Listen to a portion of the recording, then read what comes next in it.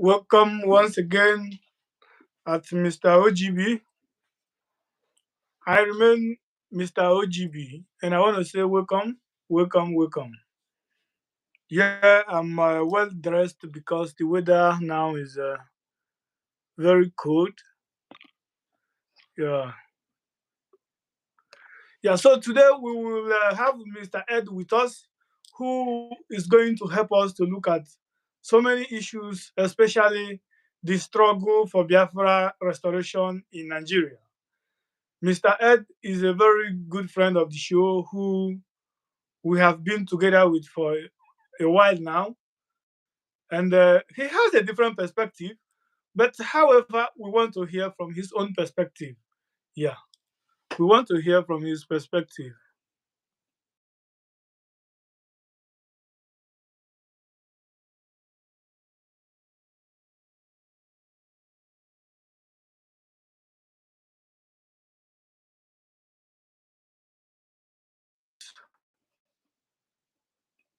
Give us few minutes. We are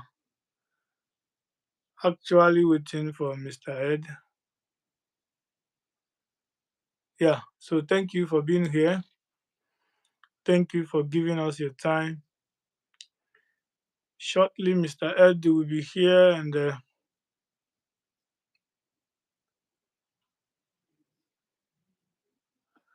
yeah, so shortly, Mr. Ed will be here, and it will be nice for him to help us to return to look into many issues. Yes, because there is actually many things to learn. Yeah, currently the people of Biafra, a lot has been happening recently. Like we've seen the former president, military president IBB, who came out. Yeah, okay.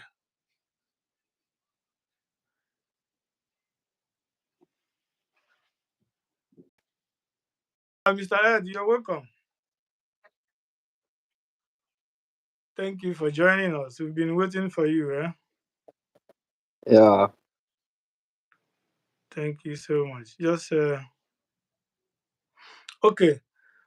So in today we are going to look at something very serious as people. I think we are here to study about the people of Africa, dig deep as much as possible.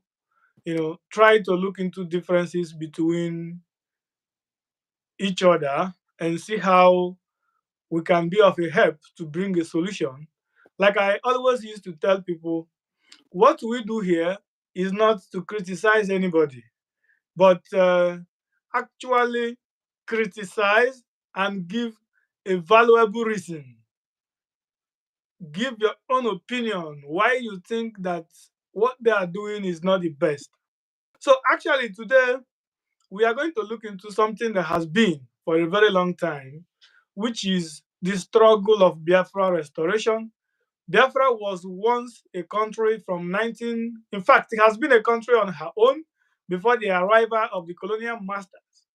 But the colonial masters came and they divided Africa, as you and I know, and they merged Biafrans with other people known as Nigeria today. So in 1967, something happened. There was disagreement between the Biafran side and the Nigerian side. And Biafra declared a nation of her own. And Nigeria, with the support of foreign powers like USA, the UK, even the Russians. So Biafrans have done what I have never seen anybody do because these guys went to war alone without any foreign support. You know, but that's by the way. What we are going to look into today is today, as we speak, people are still agitating for the restoration of Biafra. You know, so we are going to look into if the agitation worth it. do you think that Biafra can actually be on her own? Or let me just phrase it this way. Do you think that the agitation of Biafra is right thing to do at this time? At this time, Yeah, in my own opinion about Biafra land, is that the possibility for Biafra to gain its own independence is something that I know people of Biafra might not feel comfortable with what I'm about to say, but that's uncomfortable truth that you have to face. I will ask almost every Biafran citizens about this question. I'm going to ask them this question. good, If if you have a partner and both of you people are together and your good, partner is like very supportive towards you,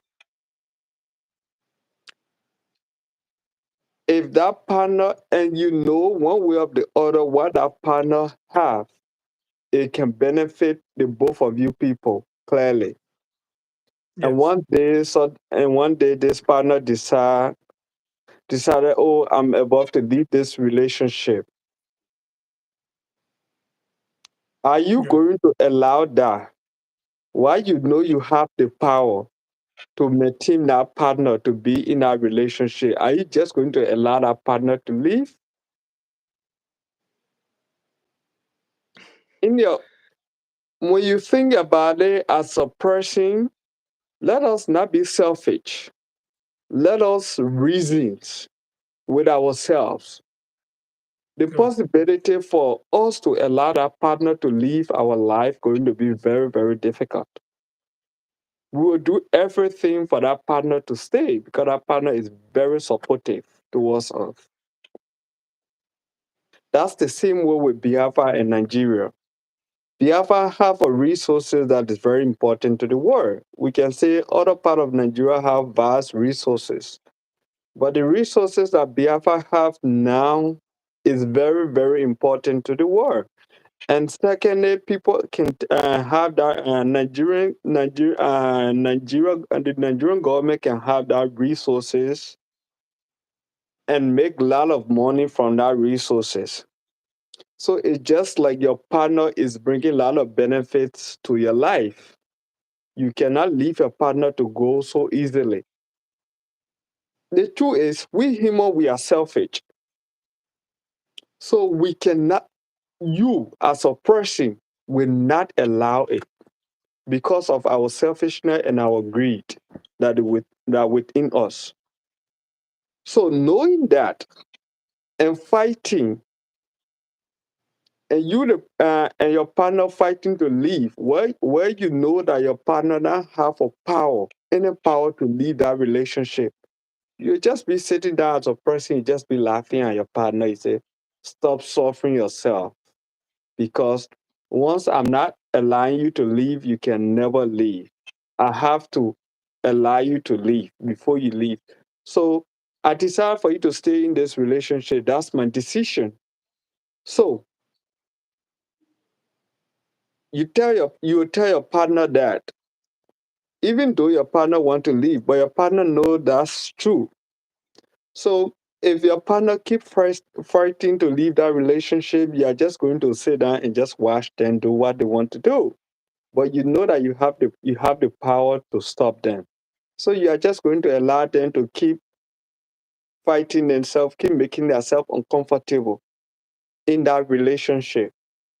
And as they keep making themselves uncomfortable in that relationship, that's the pain that will continually to be in them. It will always be in them. For that person to take time to accept reality, to say, oh, this is where I found myself. No matter how I fight at this time, it's not possible. Let me just relax myself and develop myself. One day, I can easily live without fighting. But Okay. in such a I rela- Go ahead. Just finish your point. in such a relationship, when you keep fighting, you'll find out that you'll always be in that relationship, no matter what you do. So just feel comfortable, make yourself comfortable, and keep living your life and keep developing yourself. Maybe one day you can easily live without fighting.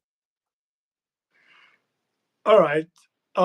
I think there is an important picture that we need to paint here, because if someone who doesn't have a vast knowledge about the struggle of Biafrans might not understand actually why do they want to live. Because listening to you now, if not that I know the reality, I would have just say maybe because your story now looks like Nigeria as a government is selfish, right? Sure, Because sure. right, but Yeah, now the reality is this: the Biafrans do not want to go because they are the one who have what is benefiting the country. Not at all. Here is the bottom line: I don't want to start from the beginning of creation of Nigeria, but at least, and I don't want to even go ahead to start from, okay, let's start from 1960 when Nigeria got her independence. I think it will be fair to start from there, right? Let's now mm, look into the reasons why Biafra actually desire to be on her own. Biafrans, they are the one who struggle for Nigeria independence. Then some part of Nigeria who is now in charge of power, they are the ones who say that they are not ready to be free yet. They want the colonial masters to rule them, that they don't feel that they are qualified to rule themselves. And the Biafrans said to them, no, we can rule ourselves, right? So they yeah, were like, oh, if we leave the colonial regime now, the Biafrans are going to dominate us. Biafrans now say, okay, you know what? You can take the portion of being the prime minister, the head of the government, in order for you to feel comfortable that no one is coming to marginalize you. So now they were the ones who rule control the government. The first prime minister was from them, right? yeah. Now, fast forward. As time goes on, Biafrans are majorly Christians and African traditional belief. And the other part is majorly Muslims. Yeah, So now they started massacring Biafrans in their territory because the Biafrans refused to join Islam. You know the history of Islam in Africa, especially in Nigeria. You know yeah, Boko Haram, you know many other terrorist groups there. yeah. This is how all this started. This is what gave birth to them. So since then, they started marginalizing these guys, Biafrans, Mm, destroying their properties, unaliving them in hundreds. And during the first Republic of Nigeria, they had what is called the regional government, the way it is today in UK, whereby Scotland formed their own government. So it was in Nigeria. mhm, The Biafran part had their own head of government in their own region. But Nigeria now collectively had one prime minister, one military, and one economy. Just the way the UK is practicing today. That is how Nigeria started with, right? yeah. So the way they were massacring the Biafran people, the Biafran, the leadership of the people of Biafra now ask the other side, who are these people killing my people? Who are they? And the other government said, we don't know, but we are going to investigate and fetch them out. Mm, So Biafra now have to go home and relax. It is then called Eastern Nigeria. They have to go home and wait for them to find out who are the people that is massacring their people. But at the end, the massacre didn't stop. And there was no answer to their request, to the Biafrans' request. And the massacre didn't stop. And the government in that side didn't do anything. Mhm. The way they are massacring the Biafrans is the same way they are destroying their property. This, what I'm saying now, is verifiable. It's not a story to blackmail anybody. It is very, very, very verifiable.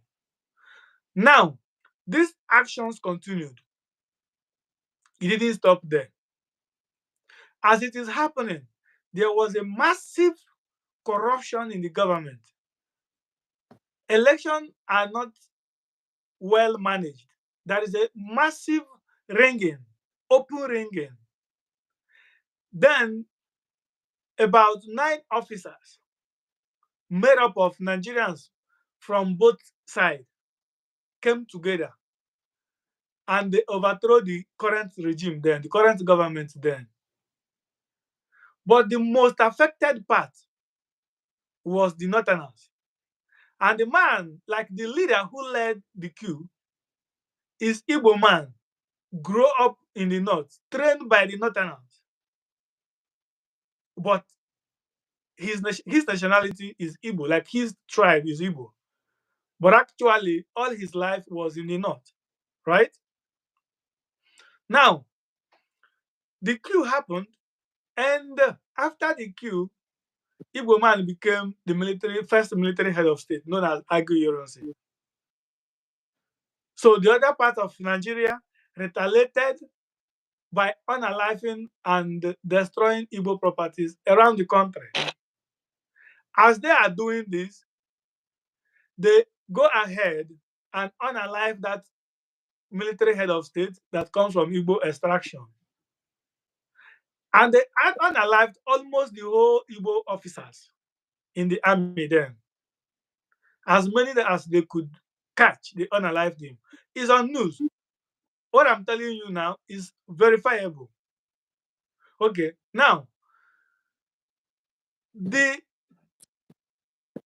military head of state in the east have to call the general in command, the man who commands the whole Nigerian army and rule the whole Nigerian people, and say to him, this is what is happening in this country, and this is not fair.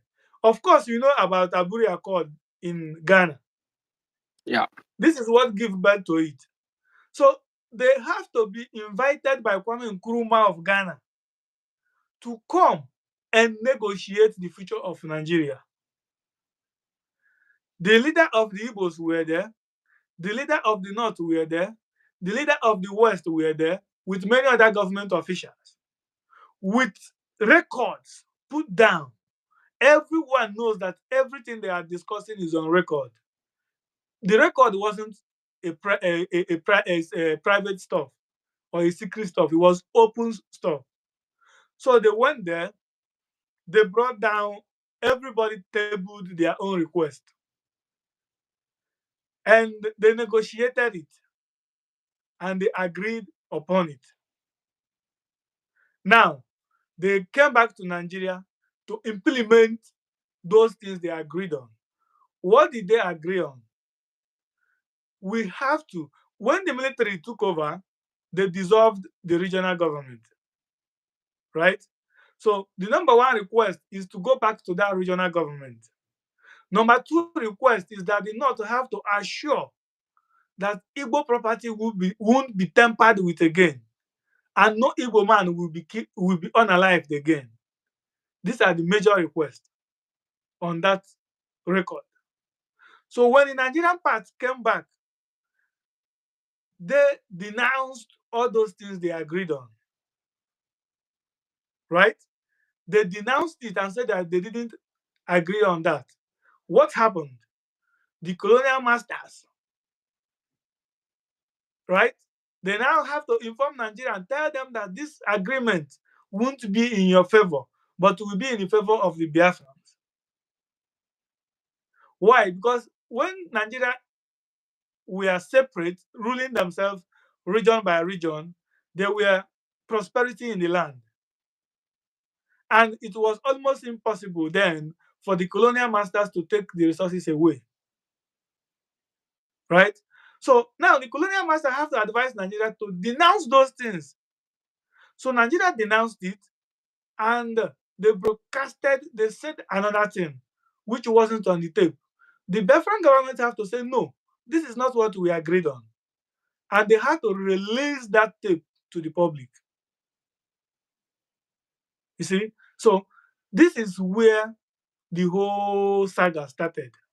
From here, they refused to implement that. The Biafra now said, okay, if you don't want to assure us that the life of our people will be saved in your hand, and that you will not destroy our property again, then there is no need for us to be in this relationship.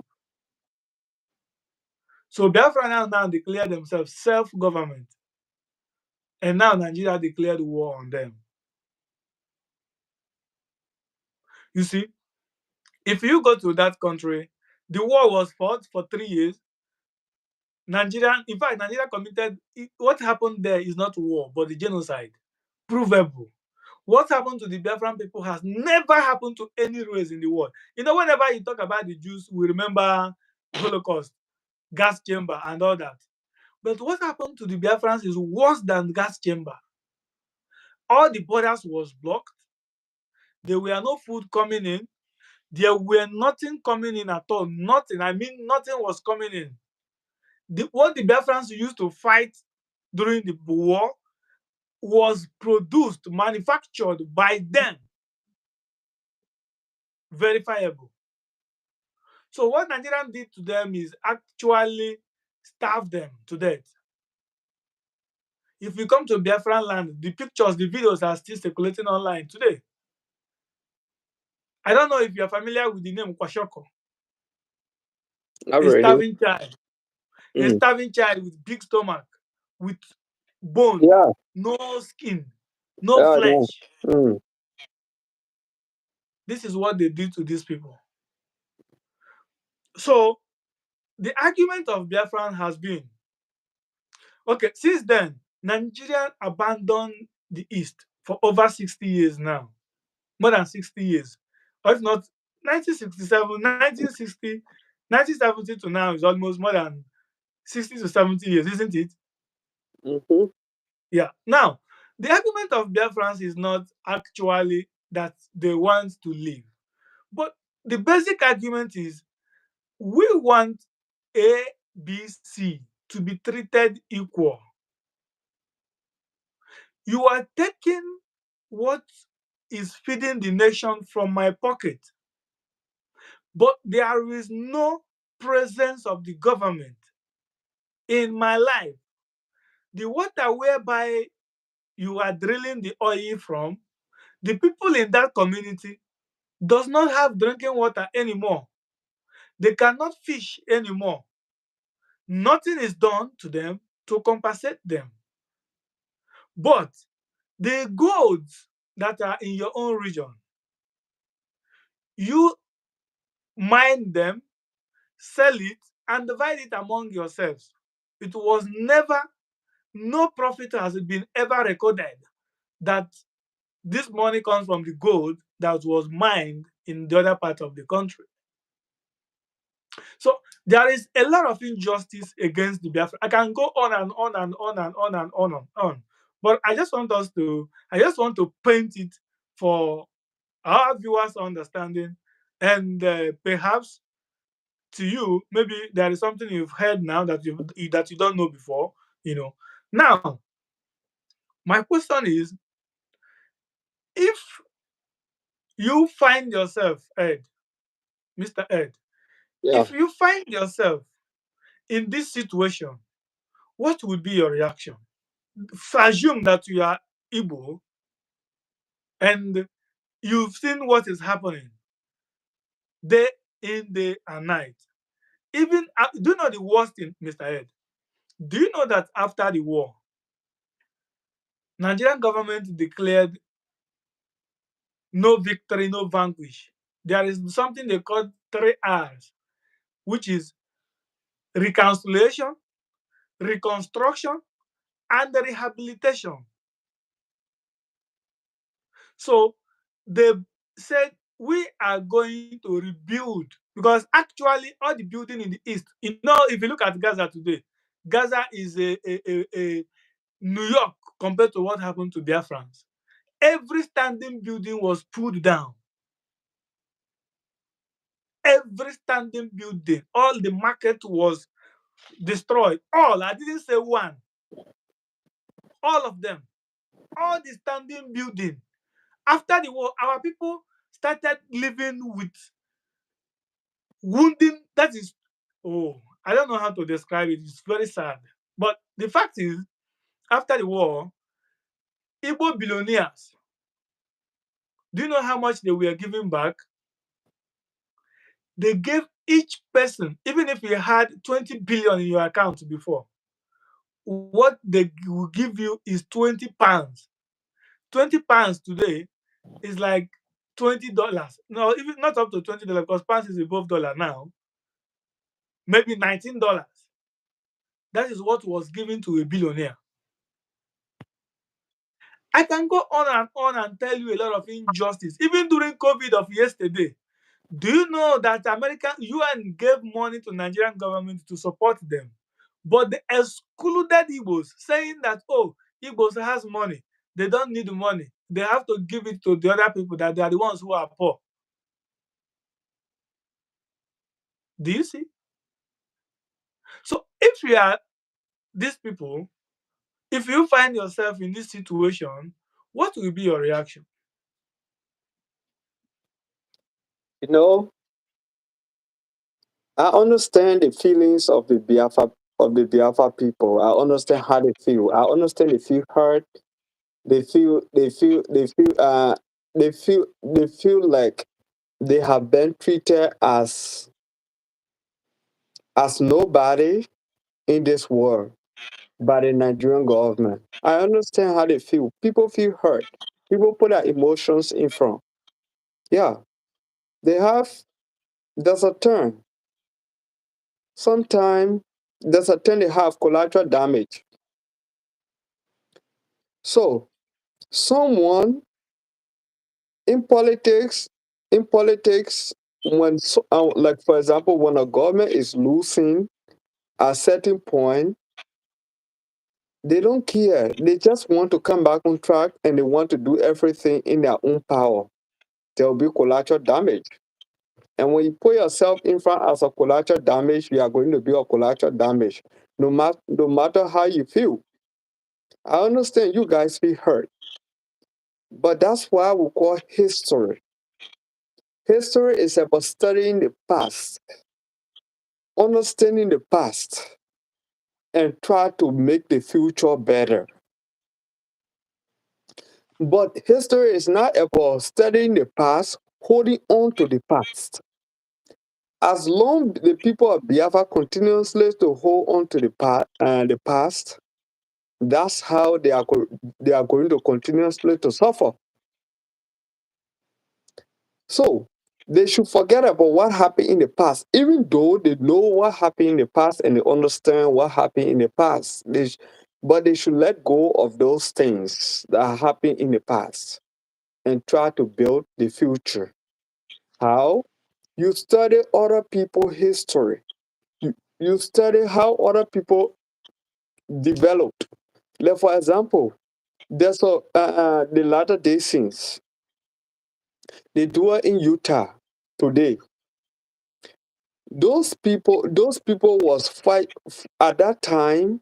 Utah was not in existence when the Latter Day Saints first they settled in our first settlement because they were mistreated by the American government, so they have to move to another settlement closer to Mexico. So they moved there. When they moved there, even though they take all of their homes, everything was taken from them by the American government. On the other side, they have to flee to another place. The people let go and they decided to rebuild settlement, and they become one of the faster developing settlement in the U.S. Comparing to the world, they were one of the when you could compare it to country, small group of people. They become one of the faster developing people. They open their own companies, they open their own factories, they open different things within their settlement, bring their people together, make their people to work. Their people don't have to leave from that particular settlement to move to another settlement to work because they have already created all of the work they needed to do right there. So in the end, the American government have to come to table with them to negotiate. And the American government couldn't get rid of those people easily because those people they needed those people in society. They needed them because they were people who understand, who had a mindset of development. They were building themselves every day. So they become so much more important in the society. So comparing to Biafra land today, the Biafrans are fighting for their independence. They are fighting for their independence. But yet and still, they are scattered all around the world. They are scattered all around Nigeria. They have other things in Nigeria. For example, if I have my company in the north and I go to support Biafra land, say we should gain our independence, then someone from the north or someone from the government who from the north say, if you support that government, we are going to get rid of your company. Do you think Do you really think I'll be able to support my people? I'll only come to my people and just say, yeah, we need to gain our independence, but there is nothing I can do. You're the common people from that land. You're the common people and the poor people. That's your fight. But for the people who have the money, it's not their fight. The day you understand, when you are poor, that's the time you have hate, that's the time you have discrimination, that's the time you think that people hate you because you can't afford. But when you can afford, the president will sit down with you on table and shake your hand and respect you because you have something to bring to the table. But as a common man who fighting for the independence of Biafra, what can you bring to the table? Where the respect you have earned? As a common man who's fighting for the independence of Biafra, people will just look at you like that person is out of their mind. That person. Why? If you never notice, most of the people who have money in Nigeria, they are from Biafra land. They have good money, really good money. What? Those people decide to put themselves together, decide to open companies and things in that particular land, bring their people together, rebuild their society, build a security. Don't you think the Nigerian government will come and sit with you on table to negotiate? Okay, let's take for example, small country, a small country like France, eh? A small country like France can fight Nigeria and defeat Nigeria in less than 3 to 4 months. Do you know why? Because they have money, they have developed themselves, they have built their army, So no matter what happens, when they going to negotiate with country the United States, country the places like the UK, they are going to go as peers, as equal. But you haven't developed yourself yet. You only have resources. You only have resources that are within the soil. They are mining, and people have power. The Nigerian government have power to control that resources. The question is, what have you done to develop yourself to sit on table to negotiate with those people? All right, good. Thank you for the nice analysis. I must say that I must acknowledge that you have point, which is very, very acceptable. But I would like to tell you something. History is acceptable, but only when the history changed for good. You made a point telling me that Biafrans should forget about yesterday and forge ahead. But I agree with you. Every country has history. Living in Liberia, where you come from, there is a history of that part of the world that is so ugly, you know. But the people have to say, okay, you know what? This should be our history. Even where we are today, they have their own history and they are still working to make it better every day, right? But the good thing is this: if a history continue to repeat itself without any plan to change, it becomes almost impossible for the people to heal. Do you understand my point? The reason why history will continue like that or things will continue like that, when you present yourself as a threat, people will always treat you like a threat. So No, many Ed, people, when listen. The situation in that part of the world, there is always mistakes in many ways. Like there is a point you made, which is you said, "Do I think that Igbo billionaire who has business in the north would come and support the struggle?" The answer is big capital no. Even a billionaire who has all his investment in the east is not likely to support the struggle. You know why? Because the government, you know, position of government is actually like the position of God.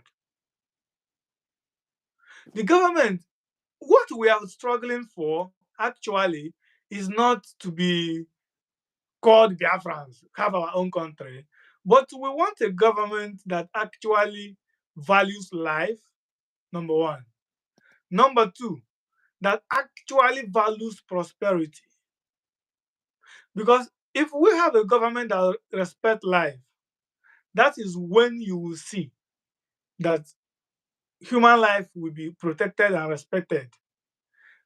You know the saga ongoing now in US and also in Nigeria, which is names allegedly to be supporters or the founders of Boko Haram are the current, the past government and the sitting government. Buhari, the former president, is a suspect to that. The current vice president of Nigeria today, Kashim Shetima, is a big suspect too. So when you look at these scenarios, you've got to understand that the people you are dealing with are not people who actually respect human life. These are people who is ready to take and use all means to do things. So those billionaires, even the struggle of Biafra today, there is no one who is rich among those guys that are struggling for it. It is the work of ordinary people. That is why it's still hanging. Because the ordinary people are the people who is suffering the effect. Let me be honest with you, Mr. Ed. You know, like where we are, or if you look at the Western world, you hear people talk about racism, right?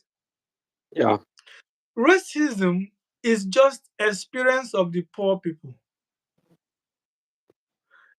The rich ones, the rich black guys, they don't actually experience it. Because every deal they are going into is maybe they are the one purchasing, or maybe someone is purchasing from them. So if they are purchasing from you, you won't show them racist.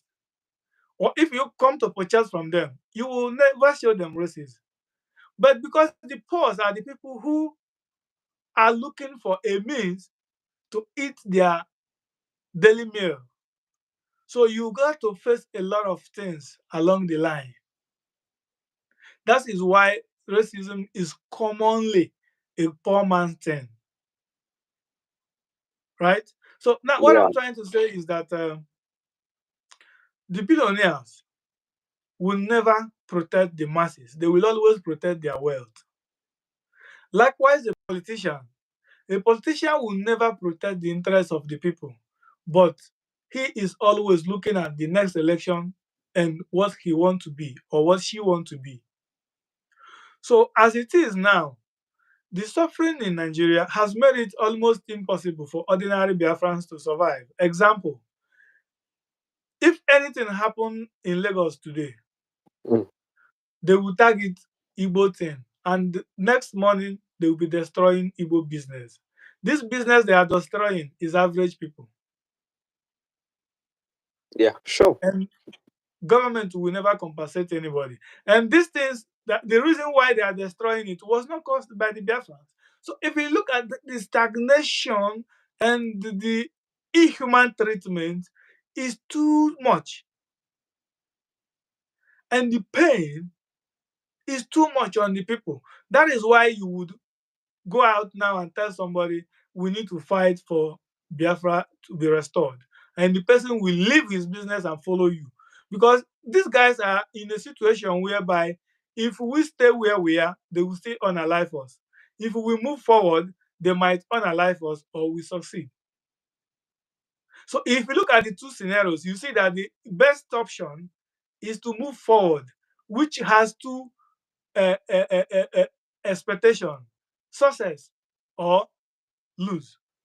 But if you stand where you are, you have only one expectation: waiting for the day you'll be unalived.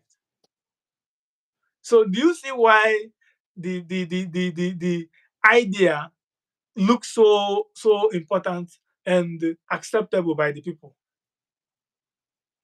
Yeah. Take for instance, if you go to Canada today, if you know Canada history, you know that there is a French territory in Canada where French people are staying in Canada. There is cities in Canada that speaks French. Mm, There is also a city in Canada that speak English. There is city in Canada that speak indigenous language, the people that originally owned the land before these two guys came. So mm, they live side by side. They respect their, they understand they are different. They accept it and they respect it. And you see Canada is prospering. sure. Now, the argument in Nigeria is not that Biafra doesn't really want to go. Let me be honest with you. If Nigeria remain one and a country where justice and equal rights exist, I will tell you Biafrans will benefit more because they are more in the market. In fact, the market is their thing. So they are the ones who will enjoy the large economy, right? So last week, General IBB Babangida, chief of Nigerian Army Staff, that is the former head of state under military regime, Mm, came out to say to the country, these things you are doing to these guys, calling them names, is not actually the truth. The coup that happened, they said, oh, it is the Igbos that caused it. He bring out the reality. He says, I am general during then. I know better than you. And before he said it, he gathered all the former head of state, all the former generals of their regime, the former head of state, Gowan, who declared war on Biafrans, the Obasanjo, the former head of state under military regime, and also former executive president of Nigeria. He was there. Current president of Nigeria, Tinubu, was there. Buhari, the recent former president, was invited, but he wasn't there. He sent someone to represent him. A lot of prominent Nigerians were there who knows history. And he made it public. He wrote a book, is on it. He said, no, the coup that happened is not actually the Igbo coup, but it was young officers seeking to bring the country to a stable situation, to stop the corruption, to see a prosperous Nigeria, right?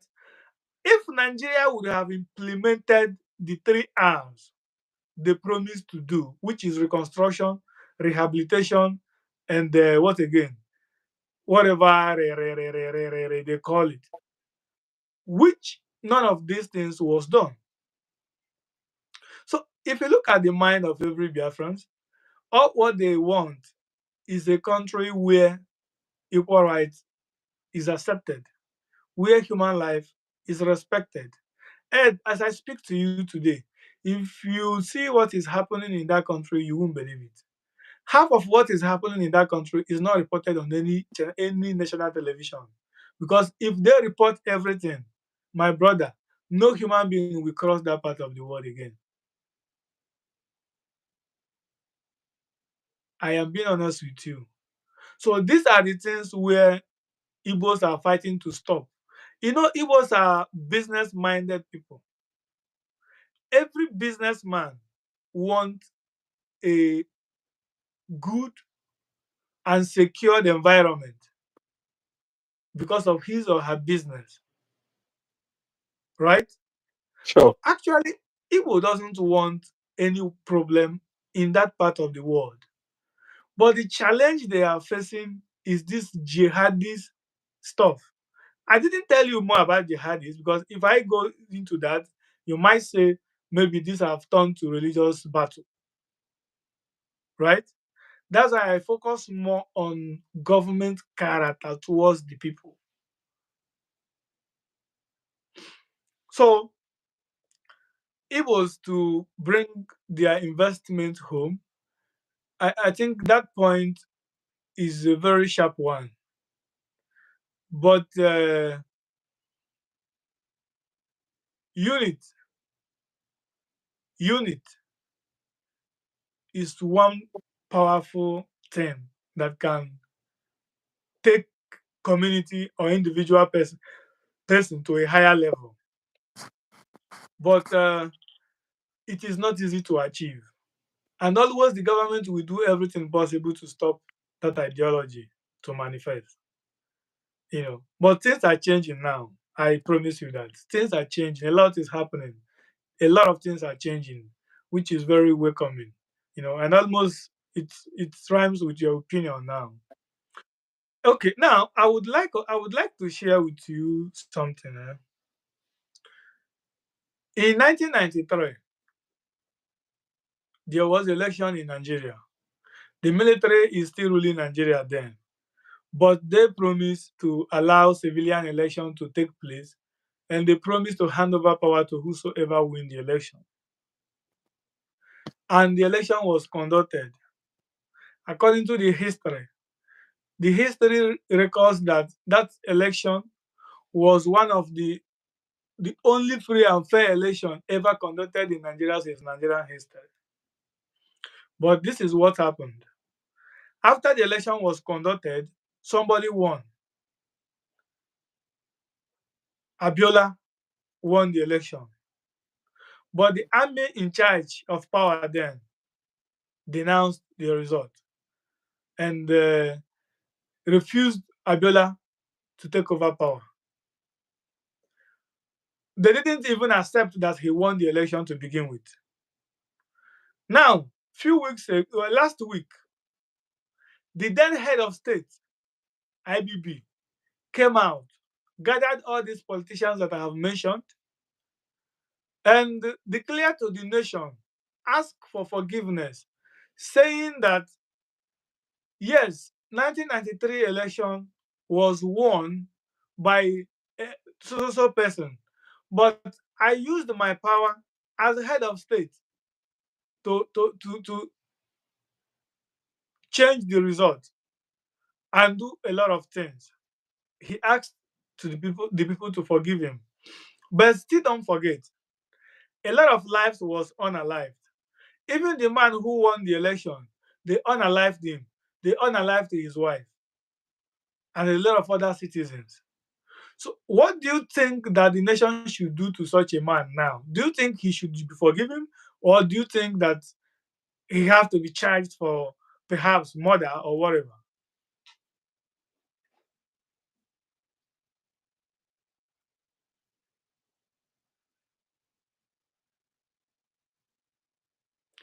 I can't hear you. Eh?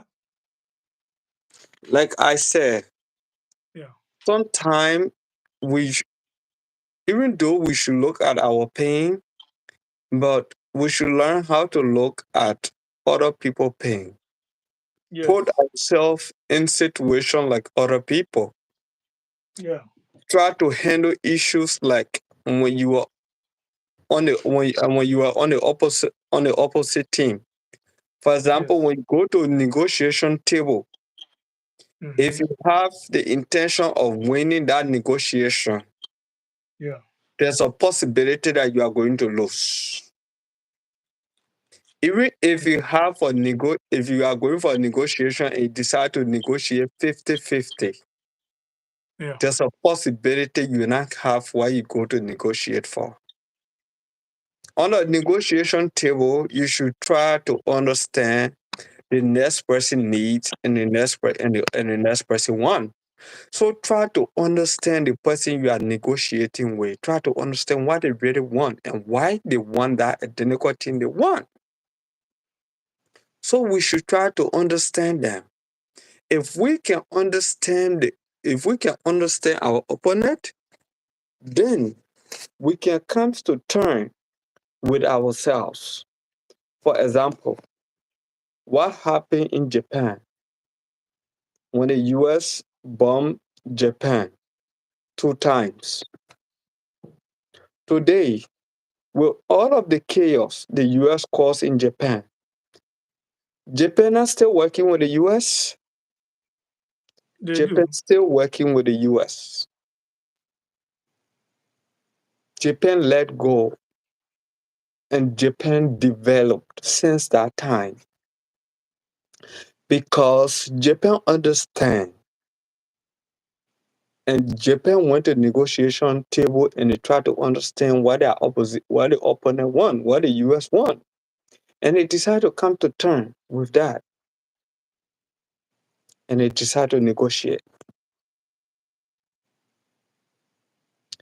But because we Africans as a whole,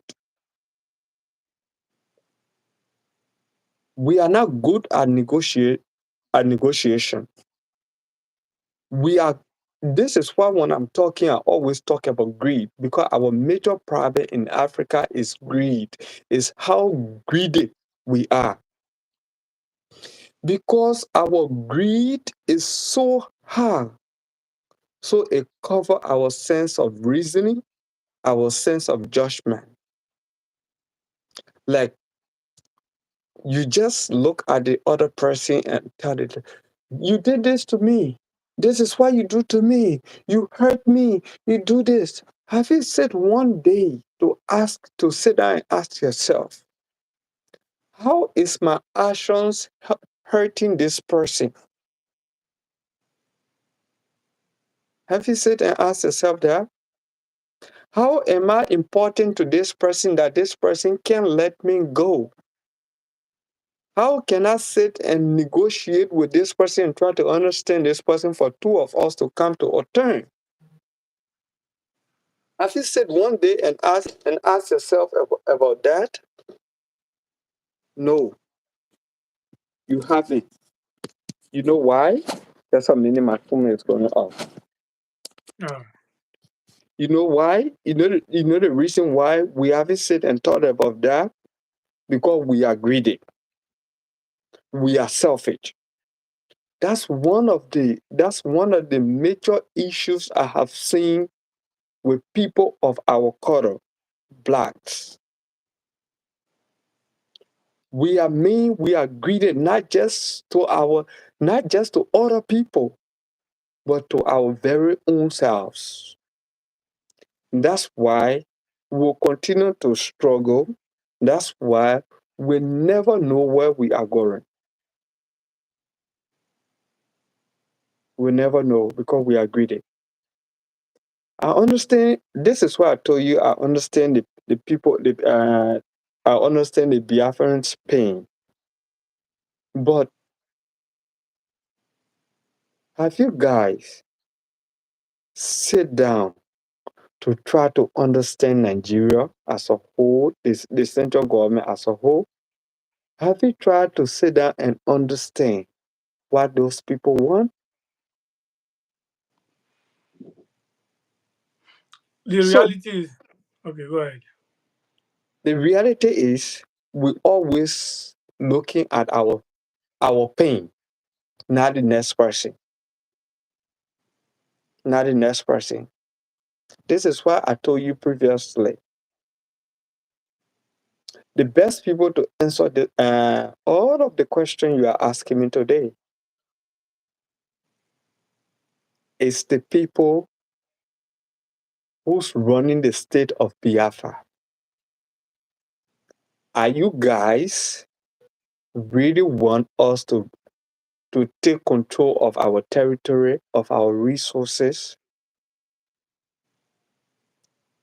Have you sit and discussed with your leader to understand your leader?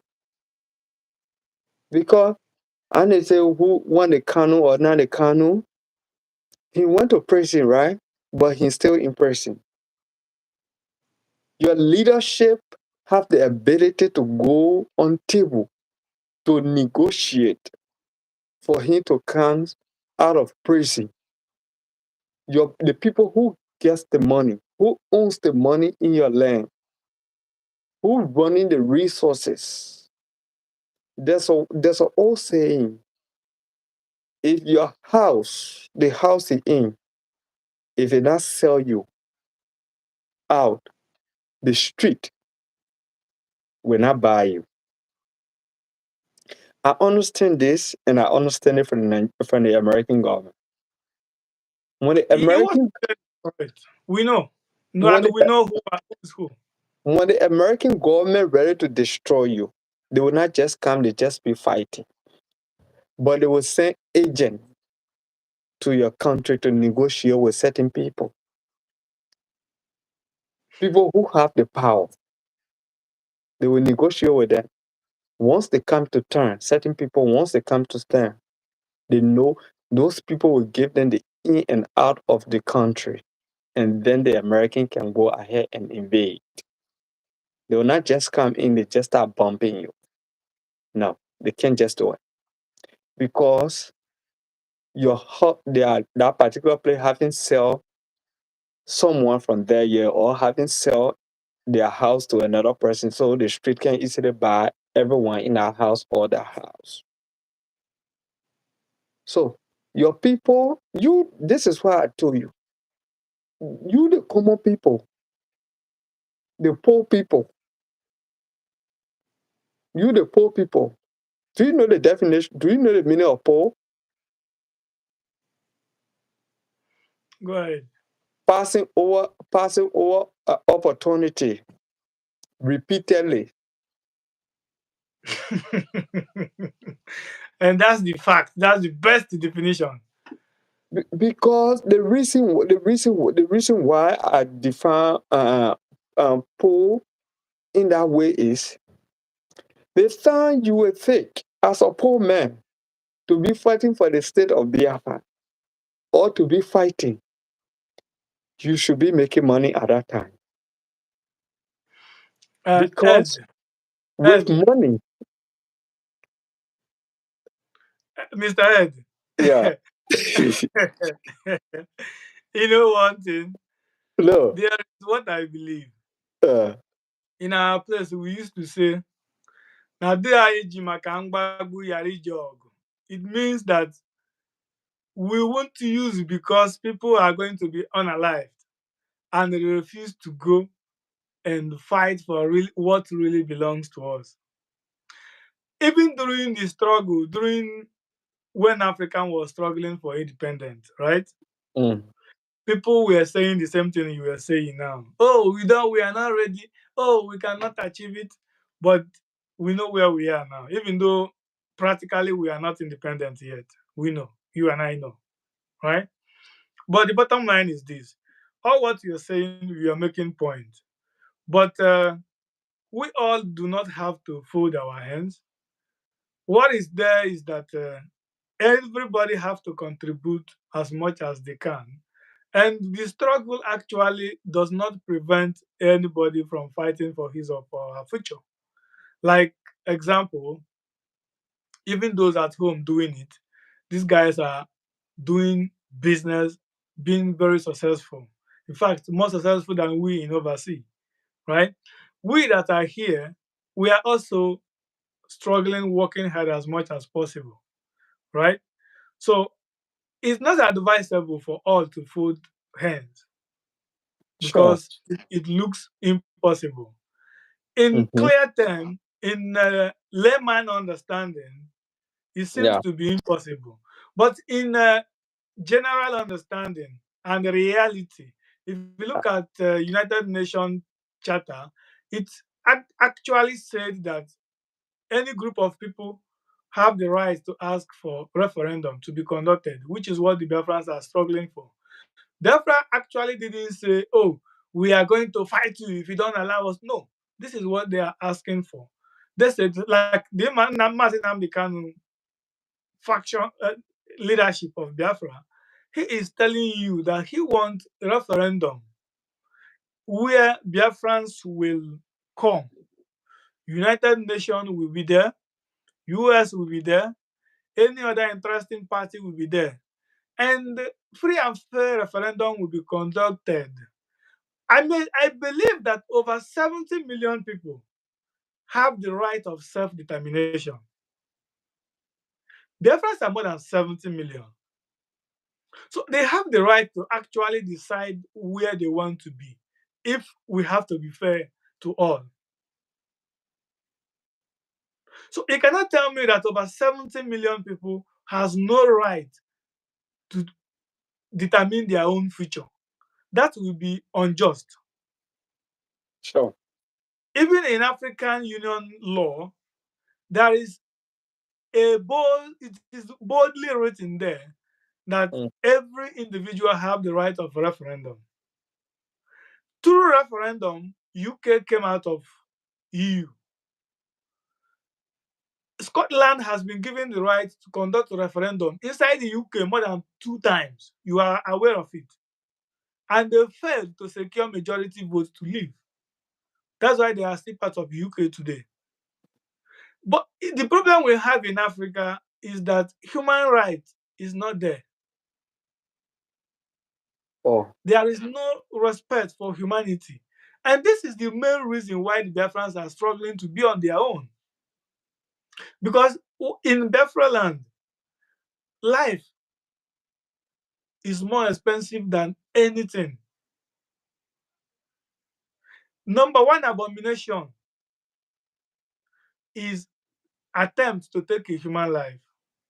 And in Biafran land, we believe that as I am now, I am a I belong to the entire community. So even my parents do not have the right to mistreat me. The community will react against my own parents. But other people, they don't give life much respect. So there is a lot of conflict, and the conflict is all about in understanding of people. You don't respect this, I respect it. sure.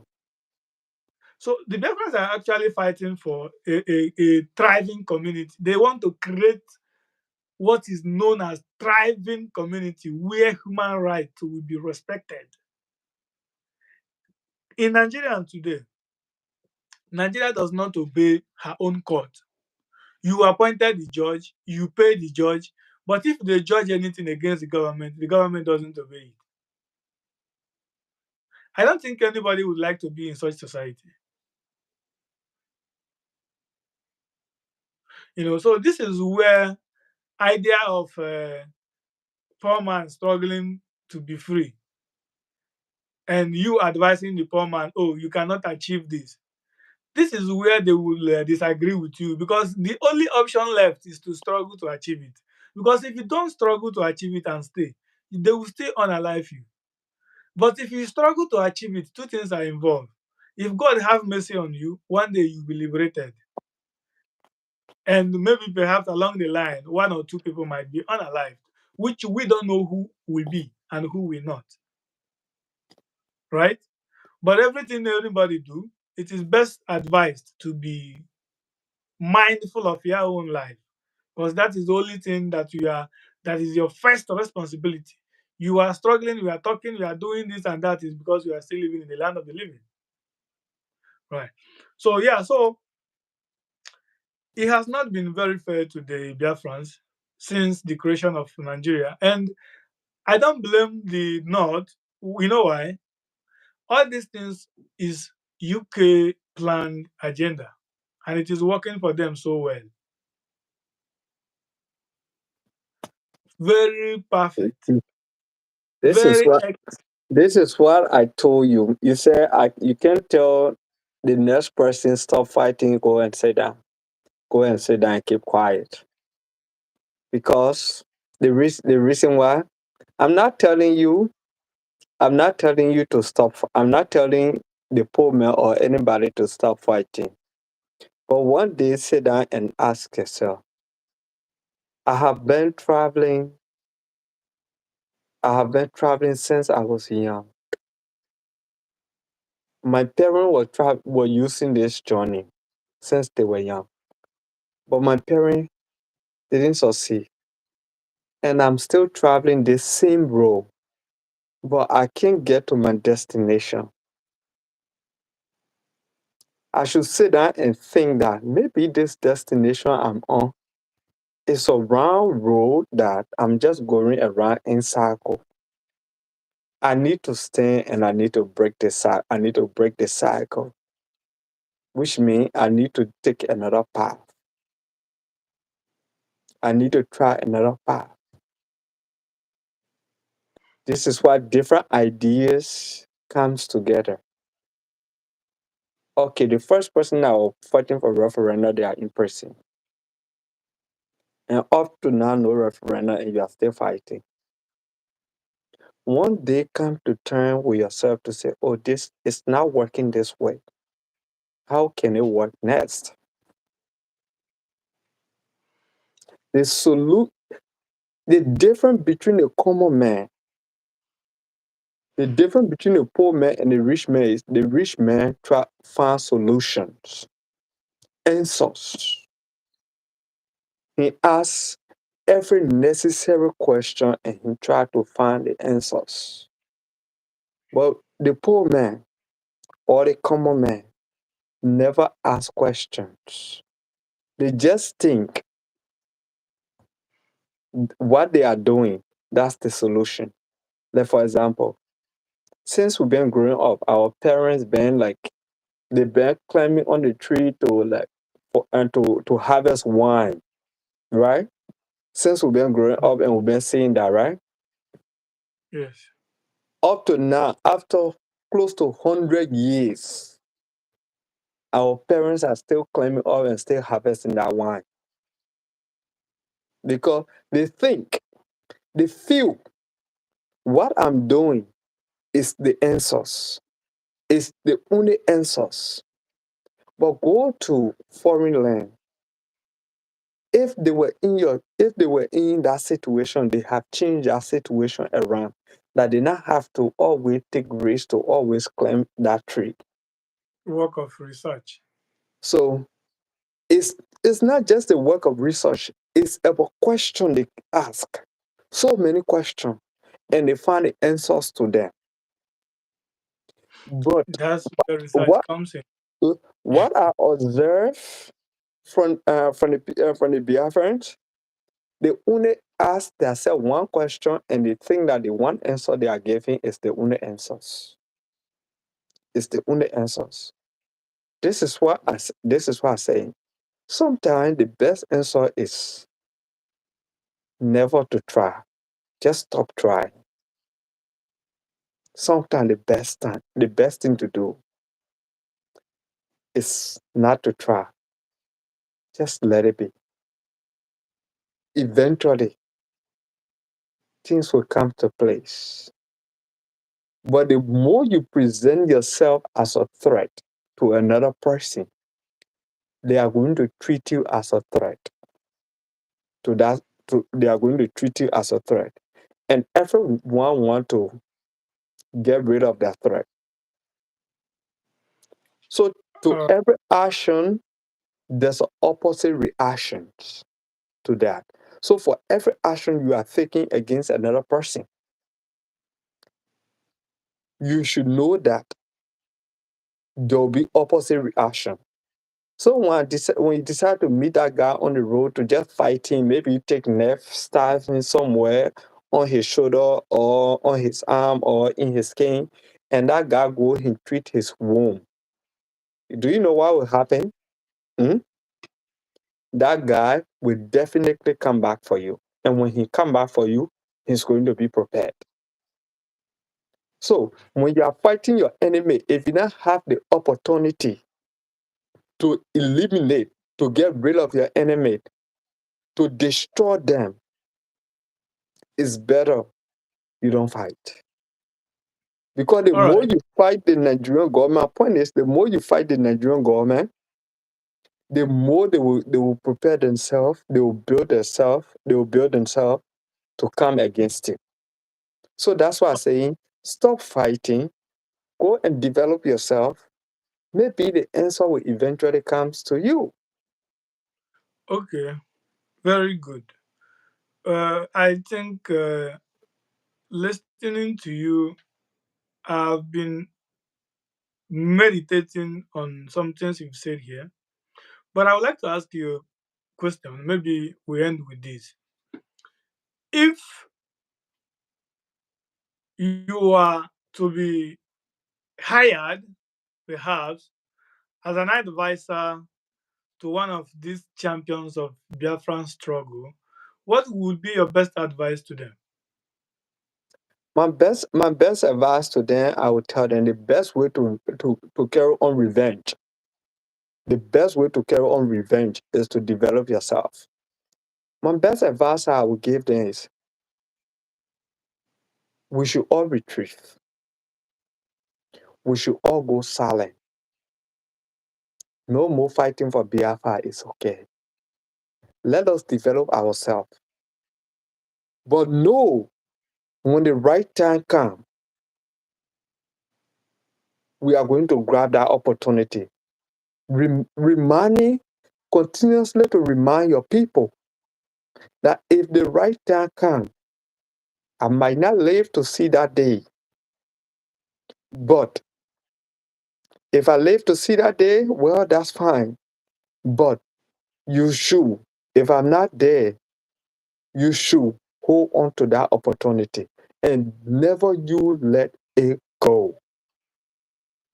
Never you do it. So that's why I would tell my people, because you have been fighting for so long and there is no results. Don't you think it's time that we come back to our we come back to our drawing board and say we are all tired. Let us all go home and rest and see what tomorrow will bring. Because the truth is, we are not in a position to fight these people at this time. We are not. So, for example, all African countries that think they could gain independence from the Europeans at that time, they want to gain fast independence. Almost all African countries. Ask yourself the question, where are they now? How developed they are? Have you said to think about it? Failure. Failure. Good. I hope you get that and you understand it well. Failure. Because the reason why I'm telling you like this is because if the child is not well developed and the child decide to leave their parents to go out, that child, the possibility for that child to succeed, slim. It's just that you don't get any education. And I will liken this your story to history of Korea and Japan. and You know, Japan actually did a lot of unacceptable things to Korea, but Korea didn't make a request of many things that they should make a request of until when they have finally built up themselves to be men. But regularly they keep reminding their people, even going ahead to make the statue of those images to remind their people. You know, they put all those images in a museum where the children go there to study. Schools take them there to teach them a lot of things. But the difference here is that difference fall in different situations. But I think in whichever situation it is, the best thing to do at this point is to redraw the map. In my opinion, I agree with them in some parts and I still disagree in some parts. My opinion has been very straight. Like if you look, like as I told you about the history of the war, right? These are guys who went to fight the entire world. That is what it is. Russia was on the side of Nigeria. USA was on the side of Nigeria. UK was on the side of Nigeria. No one was on the side of Biafra. The countries that supported Biafra was like people like Haiti, Equatorial Guinea. French wanted to support Biafra, but that was at the end. But when they realized that they won't get what they want, even after the struggle, they they withdraw. So Biafra was on her own. Israel at that time was at war. And any issue that America condemned, Israel cannot come out openly to oppose, to support it. Yes, there were a little support, at least in wars from Israel, but that didn't transfer to material support and many other things because America was not in support of the Biafran struggle at the moment, at the time. So the big challenge the Biafrans has been having is inability to secure at least a single superpower on their side. You know, that's where I think they have to go back to the drawing table to know exactly what is the cause and how they can get this done. You know, yeah, but it's a little bit complicating and difficult for them because actually the money bags are not in support of the move. The people in support of the move are just ordinary people who know little or who has little or no money to influence people that will present their case to those higher tables. Nigerian government have more money than them and they will always go ahead to do what? To buy those people, which is what is happening. We know the game. But anyway, Mr. Ed, I must say that this video I will try to do much as possible to make sure that it will go viral because somebody need to listen to it and at least have to rethink about a lot of things. That's why I said we criticize, but at the end of the criticism, we must bring out a valid point that someone will listen to and say, okay, you know what? I think what this guy is saying is good. He criticized, but his suggestion is actually good if it can be implemented. You know, that is not to force our opinion on anybody, but at least to let them know this is what we think. You know, yeah, I must say very, very much thank you. I appreciate your time, and hopefully we will meet again. Do you have anything to say as we round up? Uh, I just, it's okay. I hope we still meet again. But to the people of Biafra, I understand your struggle. I feel hurt. And honestly, I always stand for people who are marginalized. I always stand for them. But the question is, what can we do?